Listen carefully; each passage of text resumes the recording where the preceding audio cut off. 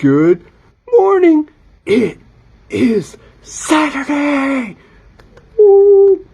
Saturday, July 31st. We are here for our daily readings. We have 3 of them.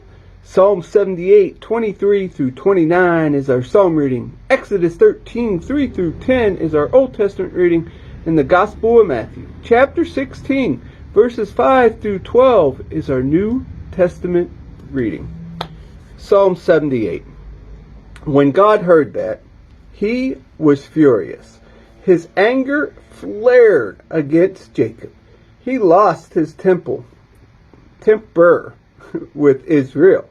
It was clear that he didn't believe God, but had no intentions of trusting in his help.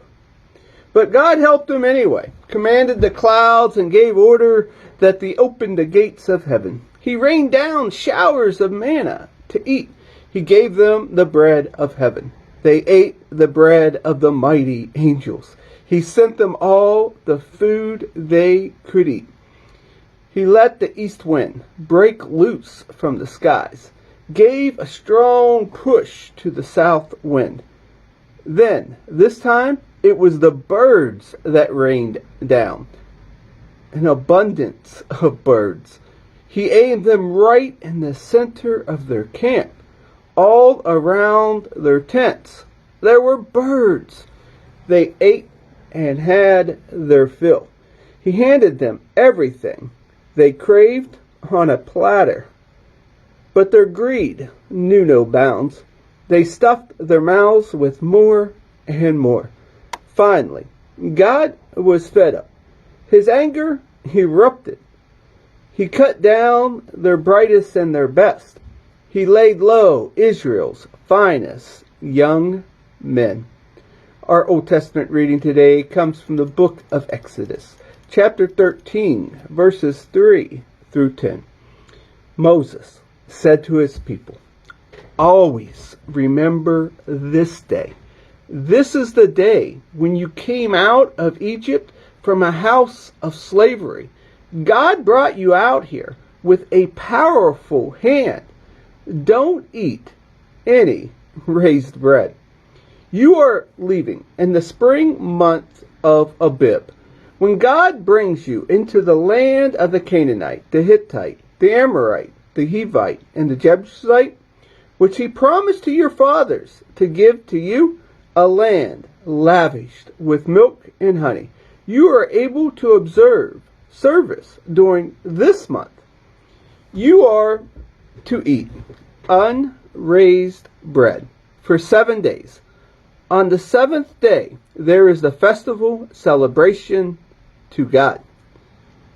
Only unraised bread is to be eaten for 7 days. There is not to be a trace of anything fermented. No yeast anywhere.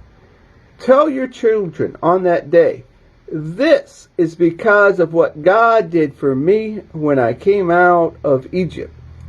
The day of observance will be like a sign on your hand, a memorial between your eyes, and a teaching of God in your mouth.